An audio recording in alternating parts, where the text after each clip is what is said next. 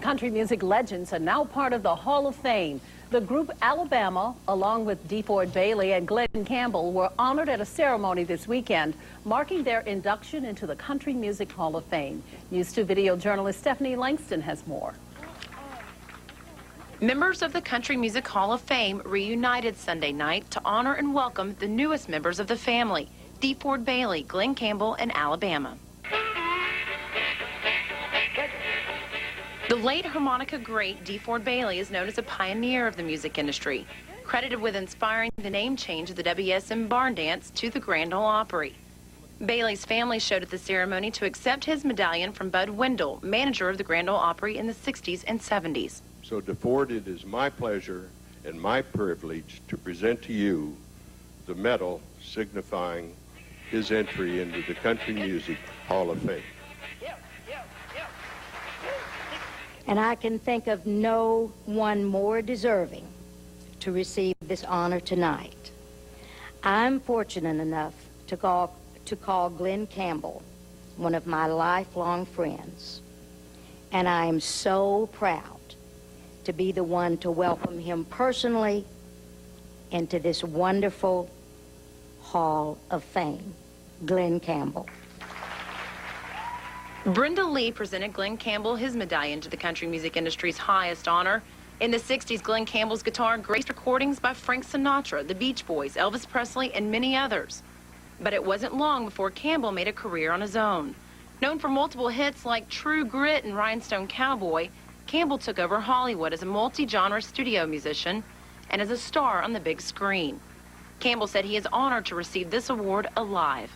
Because I didn't think, you know, I figured maybe after 20 years after I was dead or something, he might do it. Alabama has more #1 records than any band in country music history. With 78 charted titles and 50 top 10 hits, the band is one of the most awarded country acts. But their induction into the Country Music Hall of Fame tops them all. This is it. This is the #1. There's so many people been part of this, process, and what I contribute. And what I'm so proud of us all about is that we played many shows when we weren't feeling well and when we were very tired, and we could easily have canceled. We never canceled a show. The evening ended with the honorees, performers, and members of the Country Music Hall of Fame performing Will the Circle Be Unbroken. Attendees promised to return again for next year's celebration with their country music family. In Nashville, Stephanie Langston, News 2.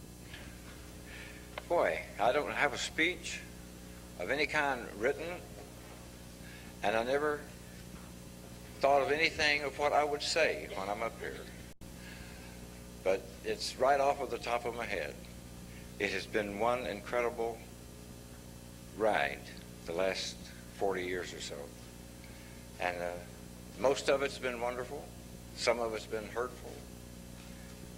I've been a real sometimes and, and a nice guy at other times. But to have this award bestowed on me by the Country Music Association, that's a big, big honor, and I don't cry. I wonder why that would come up. I know why. I was thinking of Mom and Dad. Whew. The way he had to come up, boy, with 12 kids, no electricity, it was incredible. And he bought me my first guitar, Sears and Roebuck, $7. And it started out with I couldn't press the strings down, and Dad made me a corn cob capo. Ran a piece of stick through a corn cob, and with a linear tube, he made me a capo, so I could play in every key. And that one thing that he showed me, I got to play on literally everybody's record in the business. The Beach Boys stuff, the Janet Dean stuff. I remember Dad's capo, and I could play an open key in any key. And I don't know where my dad got the idea. I guess his grandpa and his dad, my grandpa showed it to Dad. But I want to thank all the wonderful people it's been a part of my life in this great business called show. And this wonderful, wonderful music they call country and rock and crock.